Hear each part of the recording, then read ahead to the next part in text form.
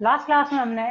किसी भी single slit के अंदर अगर हम एक इलेक्ट्रॉन पुंज या इलेक्ट्रॉन वेव को अगर इंसिडेंट रे को इंसिडेंट करते हैं तो उसके अंदर स्लिट के अंदर उसकी स्थिति में जो अनिश्चितता होती है उस डेल्टा वाई तथा उसके अनुदिश जब वो एक्स दिशा में गति करिए तब उसके पास में सभी में कोई भी अनिश्चितता नहीं होगी। लेकिन जब वो वाई डायरेक्शन के अंदर उसके घटक के रूप में हमें वेलोसिटी प्राप्त होती है विवर्तन के पश्चात, तो उसमें हमने रिलेशन जो निकाला था वो क्या था, delta x dot delta P x greater than equal to h cut two के बाहर के रूप में प्राप्त हुआ था, जो कि किसके रिजल्ट को देता है, वो भी एक हाइजेनबर्ग अनिश्चितता सिद्धांत का एक फर्स्ट कॉन्जुगेशन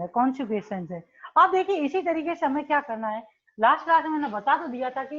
एक्सरे विवर्तन के अंदर होगा क्या, लेकिन आज जो है हम वापिस से उसी को पढ़ेंगे और एक्सरे विवर्तन के अंदर जो फॉर्मूला प्राप्त होता है उसको ज्ञात करेंगे, मतलब जो हाइजेनबर्ग की अनिश्चितता सिद्धांत है उसके रूप में। जैसे कि आप लोगों को सेकेंड क्या पढ़ना है आपको, एक्स रे या फिर गामा रे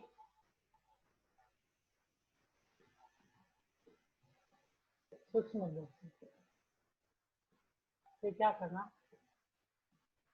से इलेक्ट्रॉन की स्थिति ज्ञात करना, या फिर ये कह सकते हो इलेक्ट्रॉन की स्थिति में अनिश्चितता को ज्ञात करना।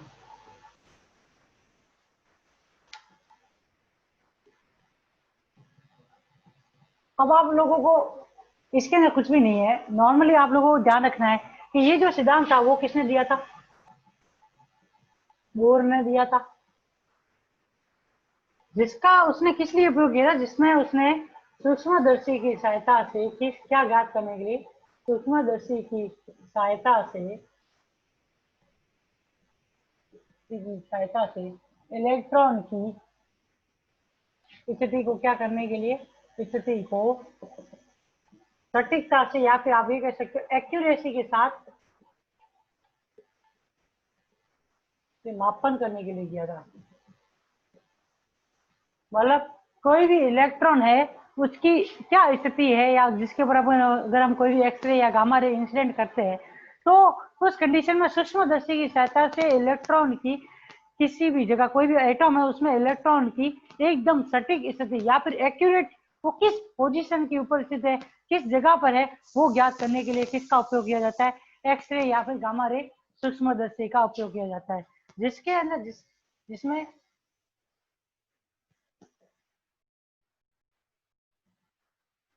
एक्स या फिर गामा ये की जो आवृत्ति होती है वो क्या होती है, आवृत्ति म्यू तथा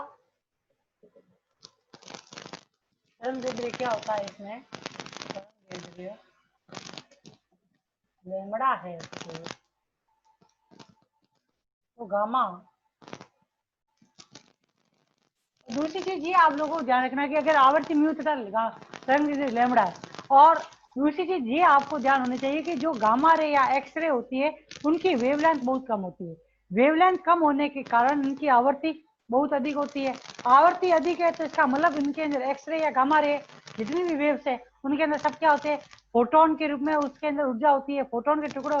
मतलब उसकी एनर्जी जो होती है उस की इंटेंसिटी बोल सकते हो, एनर्जी बोल सकते हो, वो सब किसके द्वारा नोट की जाती है, उसकी फ्रीक्वेंसी वगैरह सब कुछ वो सब उसके अंदर उपस्थित फोटोन के आधार के ऊपर। जब आप लोगों को मालूम है वेवलेंथ कम है तो उसके अंदर जो उपस्थित फोटोन होगा या फिर उस वेव की फ्रीक्वेंसी अधिक है, फ्रीक्वेंसी अधिक है तो आप लोगों को मालूम है कि एनर्जी ऑफ फोटोन ई बराबर क्या होता है,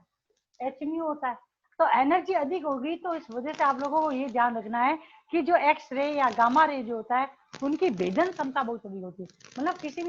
किसी भी एटम या किसी भी पदार्थ को भेजने की क्षमता जो होती है वो एक्स रे की बहुत अधिक होती है, परंतु वहीं पर जो भेजने की सीमा होती है मतलब विभेदन सीमा होती है, मतलब वह सीमा जो रिजॉल्विंग पावर होता है उसका मान कम होता है, मतलब वो बहुत ही कम एरिया तक होती है क्योंकि इसकी वेवलेंथ बहुत कम है, इस वजह से इनकी विभेदन सीमा कम होती है परंतु इनकी विभेदन क्षमता बहुत अधिक होती है, किसी भी पार्टिकल को भेजने की क्षमता अधिक होगी परंतु उसकी सीमा क्या होती है, कम होती है, आपको ये ध्यान रखना है। तो दूसरी चीज इसमें क्या लिखना है कि इसके अंदर आप लोगों को ये ध्यान रखना है कि गामा या फिर एक्स रे होती है उसकी लैम्बडा कम होने के कारण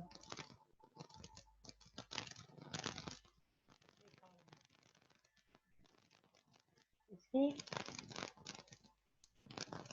विभेदन क्षमता अधिक, की विभेदन क्षमता बहुत अधिक तथा विभेदन सीमा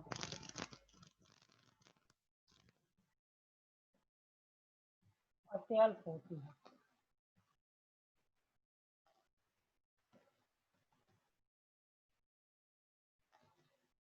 अब देखिए यहाँ पे जो विभेदन सीमा है इसको आप इंग्लिश में बोलते हो रिजॉल्विंग पावर। इस रिजॉल्विंग पावर से क्या मतलब होता है? रिजॉल्विंग पावर किसी भी माइक्रोस्कोप का जो होता है वो यह प्रदर्शित करता है कि आप मैक्सिमम या मिनिमम पॉइंट या फिर दो एक जैसी दिखने वाली इमेज, जैसे कि आप व्यक्तिगत प्रभाव में क्या देखते हो, आपको गोल गोल शक्तियां प्राप्त होती है जब आप किसी भी पदार्थ के ऊपर क्या करते हो, वेव को इंसिडेंट करते हो। तो इसमें रिजॉल्विंग पावर क्या होता था, दो एडजेसेंट मतलब एक जैसी दिखने वाली डायग्राम या फिर इमेज को जिससे आप डिस्टिंग्विश करते हो या फिर सेपरेट करते हो, वही पावर क्या कहलाती है, रिजॉल्विंग पावर कहलाती है। मतलब मान लो कि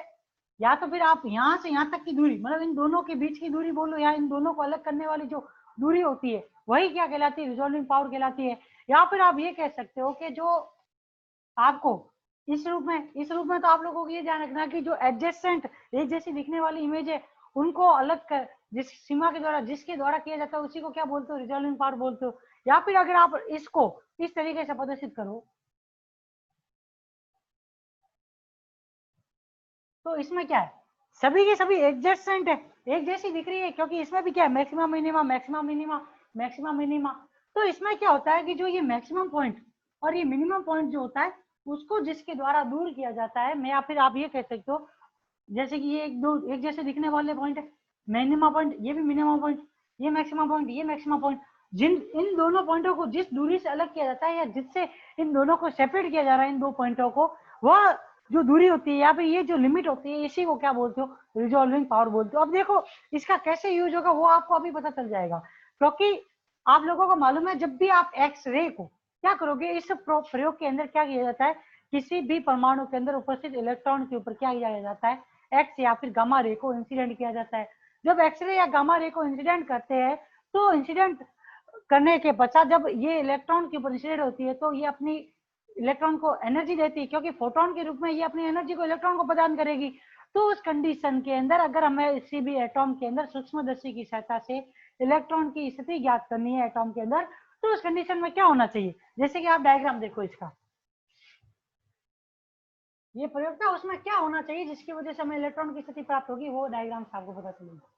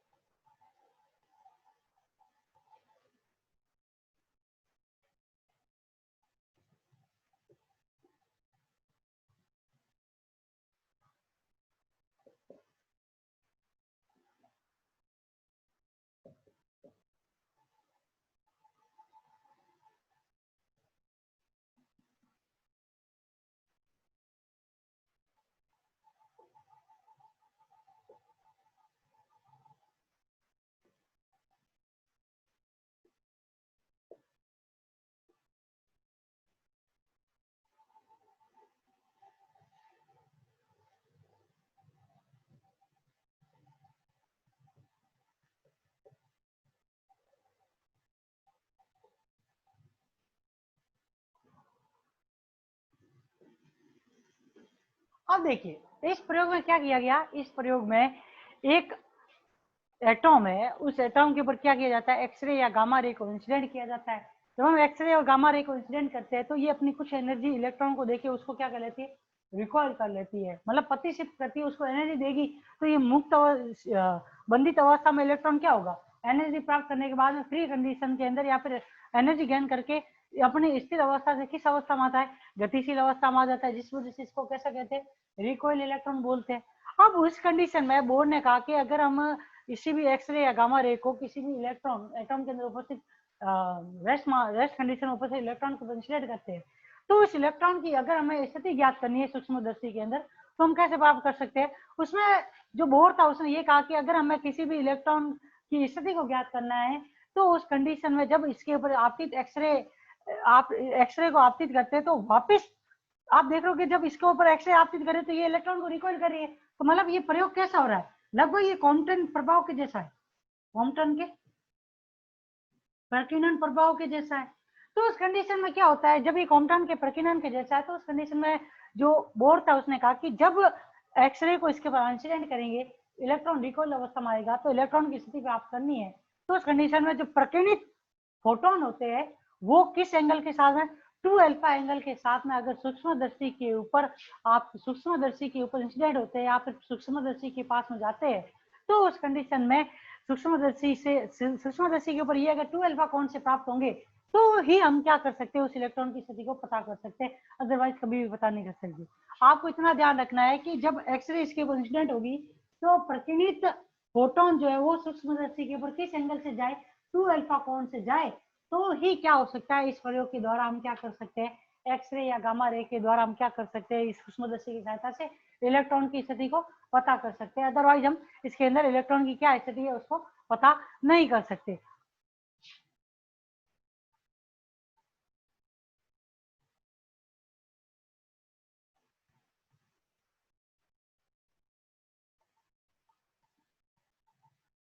अब देखिए इस प्रयोग में सिर्फ ये इतनी सी संरचना थी, उसमें ये बताया गया था। दूसरी चीज कि जब सूक्ष्मदर्शी के ऊपर इंसिडेंट होता है, तो उस कंडीशन में ये वेव जो होती है, जब ये प्रकीर्णित होती है, तो कैसे प्रभाव को प्रदर्शित करती है, यह हमेशा व्यतिकरण प्रभाव को प्रदर्शित करेगी, क्योंकि सूक्ष्मदर्शी के अंदर जो इफेक्ट देखा जाता है वो इंटरफ्रेंस इफेक्ट देखा जाता है, व्यतिकरण प्रभाव देखा जाता है। तो व्यतिकरण प्रभाव में ये फोटोन की किरणें जब इसके ऊपर इंसिडेंट होती है, तो हमें किस प्रकार की एक वर्ताकार आकृति की गोल चक्तियों की प्राप्ति होती है। इन चक्तियों के अंदर ये जो सबसे डार्क या फिर ये जो गोल चक्तियां होती है, इसी के अंदर क्या कहा जाता है, इलेक्ट्रॉन की स्थिति कहीं पर भी हो सकती है, बताया जाता है। और उस कंडीशन में अगर हम इसको मैक्सिमा और मिनिमा के रूप में देखना चाहें, तो यहाँ से मैक्सिमा और मिनिमा के रूप में देखेंगे, तो ये वेव किस रूप में होगी, ये चक्तियां किस तरीके से प्राप्त होगी, ठीक है। और यहाँ पे जो ये रिजोल्विंग पावर होता है, रिजोल्विंग पावर है वो क्या प्रदर्शित करता है, वो इलेक्ट्रॉन की स्थिति की अनिश्चितता को प्रदर्शित करेगा, क्योंकि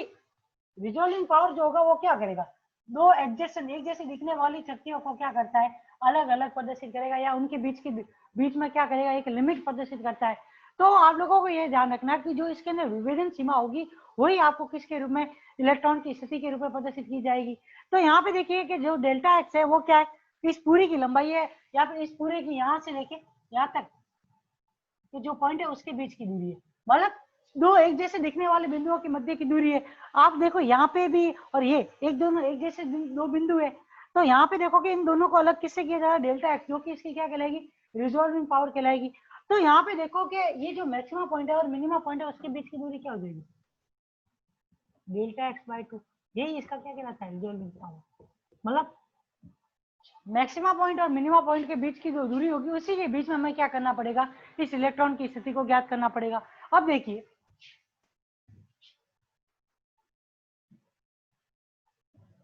इसके अंदर जो इसकी थ्योरी है वो क्या है, इस इलेक्ट्रॉन से एक्सरे तथा गामा रे का क्या होता है, कॉम्पटन प्रकीर्णन प्राप्त होता है, कॉम्पटन प्रकीर्णन होता है। कौन सा प्रकीर्णन होगा, कॉम्पटन प्रकीर्णन। कॉम्पटन प्रकीर्णन होने के पश्चात भी हमें अगर इलेक्ट्रॉन की स्थिति पता करना है तो हमें क्या होना चाहिए, यहाँ पर जब यह तथा इलेक्ट्रॉन सूक्ष्मदर्शी में तभी दिखाई देगा, तभी दिखाई देगा जब कॉम्पटन प्रकीर्णित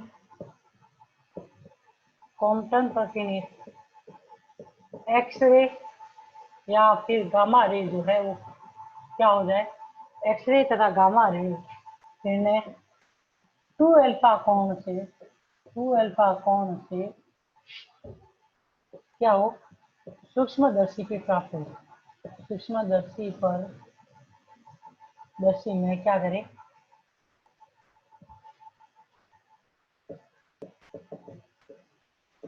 या प्रवेश करेंगे।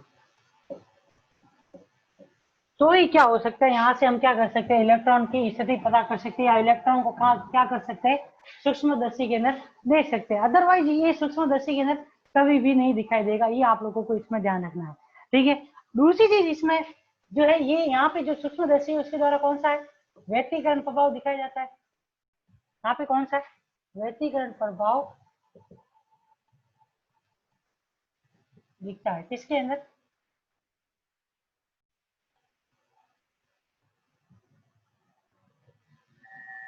एक्सरे तथा एक्सरे द्वारा कौन सा व्यतिकरण प्रभाव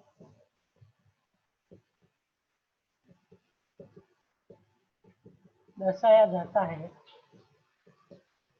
एक्सरे द्वारा व्यतिकरण प्रभाव दर्शाया जाता है, जिसके कारण क्या होगा, जिसके कारण आपके सूक्ष्मदर्शी में क्या होता है, सूक्ष्मदर्शी में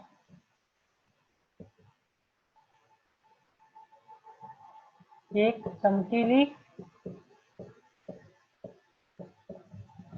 शक्ति प्राप्त होती है।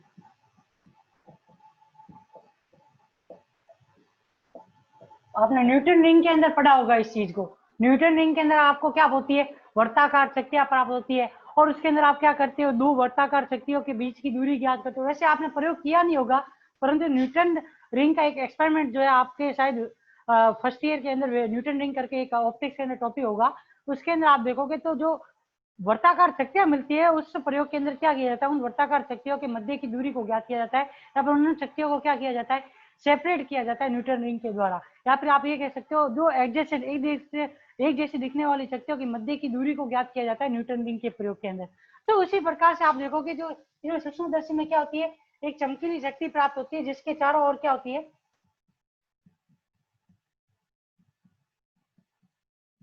चारों ओर डार्क और and bright, dark and bright ring प्राप्त होती है।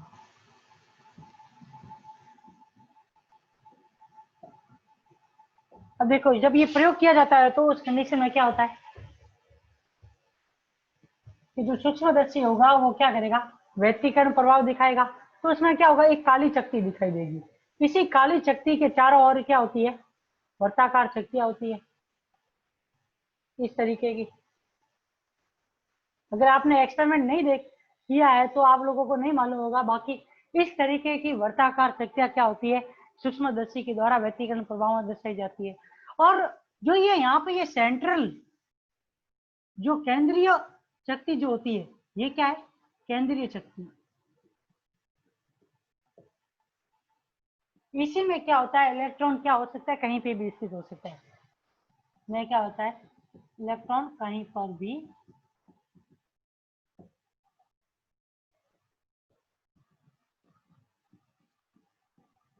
हो सकता है, ये आपको इसके अंदर ध्यान रखना है।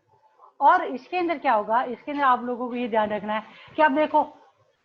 सेंटर पॉइंट से यहाँ से अगर इस सेंट्रल में को अगर हम सेंट्रल शक्ति को ले तो इसमें दो बिंदु है, एक तो इसका सेंटर पॉइंट और एक इसका सबसे बाहर वाला पॉइंट, या फिर आप बोल सकते हो परिधि वाला पॉइंट। तो सेंटर पॉइंट इसका क्या होगा, मिनिमम या फिर ये कह सकते हो मैक्सिमम पॉइंट होगा, और ये वाला उसके बाद में आप देखोगे जैसे जैसे इसकी डार्कनेस कम होती जाएगी तो वो उसका क्या हो जाएगा, मिना पॉइंट। मतलब आप अगर इसके अंदर विवर्तन वाली घटना की तरह अगर मैक्सिमा पॉइंट और मिनिमा पॉइंट को देखोगे, वो वाला डायग्राम देखोगे, इन्हीं शक्ति होगा, तो वो डायग्राम कैसा प्राप्त होगा, वो इस तरीके से प्राप्त होगा।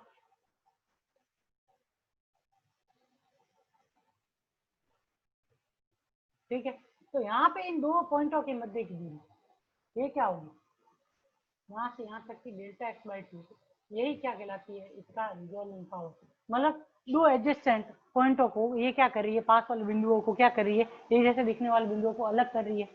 या फिर आप ये कह सकते हो कि जो ये दो मिनिमम पॉइंट या दो मैक्सिमम पॉइंट है, उनके मध्य की दूरी क्या होगी, उनके मध्य की ये जो दूरी होती है ये वाली दूरी, वो किसके द्वारा प्रदर्शित की जाती है, डेल्टा एक्स के द्वारा प्रदर्शित की जाएगी। और इस डेल्टा एक्स के अंदर ही क्या हो सकता है, इलेक्ट्रॉन क्या हो सकता है, कहीं पर भी स्थित हो सकता है, ये इस प्रयोग के अंदर कहा गया था। अब दूसरी चीज ये ध्यान रखनी है कि आपको ये पता चल गया कि सेंट्रल रिंग के अंदर इलेक्ट्रॉन कहीं पर भी स्थित हो सकता है, तो इलेक्ट्रॉन की स्थिति में अनिश्चितता क्या हो जाएगी, डेल्टा एक्स हो जाएगी। तो उस कंडीशन में अगर हम रिजॉल्विंग पावर या विभेदन सीमा लिखनी चाहे,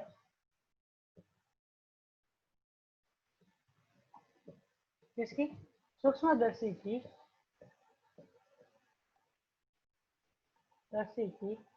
विभेदन सीमा जो होगी आर डॉट टी क्या हो जाएगी, डेल्टा एक्स बाई टू। और अब ये देखो ये सेम का सेम वो विवर्तन के अंदर दो मैक्सिमा और दो मिनिमा के रूप में है। तो आप लोगों को मालूम है कि जो डेल्टा विवर्तन का नियम आपने पढ़ा था, विवर्तन के लिए जो शर्त पढ़ते थे वो क्या थी, डेल्टा ए साइन थीटा बराबर एन लैम्बडा। तो यहाँ से डेल्टा एक्स बराबर क्या आ जाएगा, आपके sin theta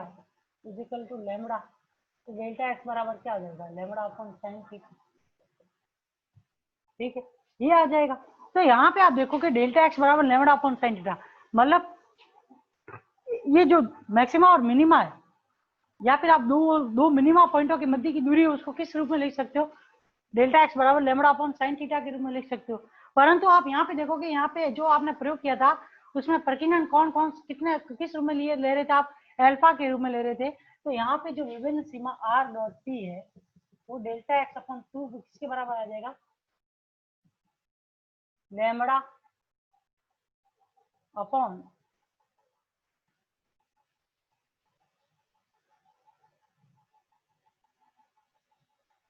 two sine alpha के बराबर आ जाएगा।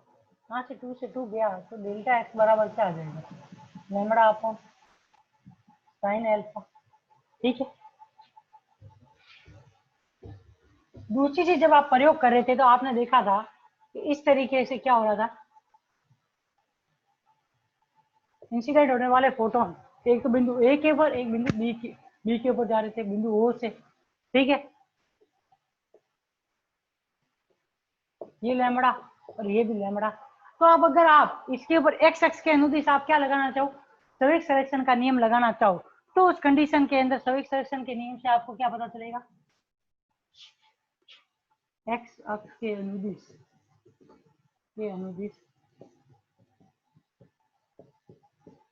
सवेग सिलेक्शन के नियम,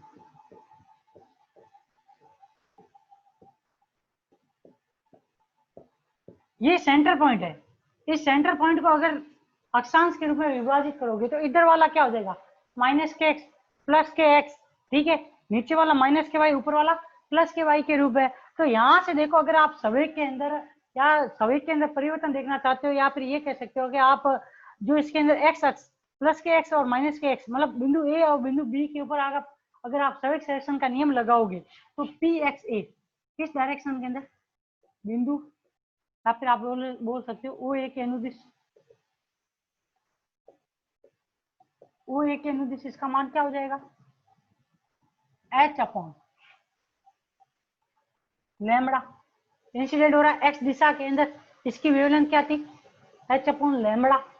ठीक है, सॉरी वो सवेग पी बराबर एच अपॉन लैम्बडा आपने किस से, डी ब्रोगली वेवलेंथ से पढ़ा था, लैम्बडा बराबर एच अपॉन पी होता था। तो यहाँ से पी बराबर क्या हो जाएगा, एच अपॉन लैम्बडा हो जाएगा माइनस। अब देखिए ये किस दिशा में, माइनस की दिशा में, और यहाँ पे घटक कितना है, यहाँ पे जो ये एंगल कितना था, अल्फा का एंगल था। तो यहाँ पे वैल्यू क्या आ जाएगी, H upon lambda dash into sine alpha. ठीक है, उसी तरीके से ओ बी दिशा के अनुदिश, ओ बी के अनुदिश क्या आ जाएगा, पी एक्स बी बराबर एच अपॉन लैम्बडा माइनस के प्लस के H upon lambda dash into sine alpha. अब देखिए, तो इनके सवेग में परिवर्तन, या फिर आप ये कह सकते हो संवेग में अनिश्चितता क्या हो जाएगी? संवेग में अनिश्चितता डेल्टा पी एक्स बराबर क्या आ जाएगा? P X B minus P X A बराबर क्या आ जाएगा? 2h upon lambda dash into final समीकरण नंबर 2। अब आप क्या करो, equation number 1 multiply by equation number 2 करोगे, तो यहाँ से delta x dot delta P X बराबर क्या आ जाएगा? 2h, जो कि किससे ग्रेटर देन इक्वल टू है h बाय 2। मतलब सेम वही का वही रिलेशन इसमें भी प्राप्त होता है। जब हम किसी भी एक्सरे सूक्ष्मदर्शी के द्वारा किसी भी इलेक्ट्रॉन की स्थिति को ज्ञात करने की कोशिश करेंगे, तो उस कंडीशन में उसकी स्थिति तथा संवेग में जो अनिश्चितता का गुणनफल है वो किसके बराबर आता है? 2h के बराबर आता है, जो कि किससे ग्रेटर देन है? h कट बाय 2 से ग्रेटर देन है।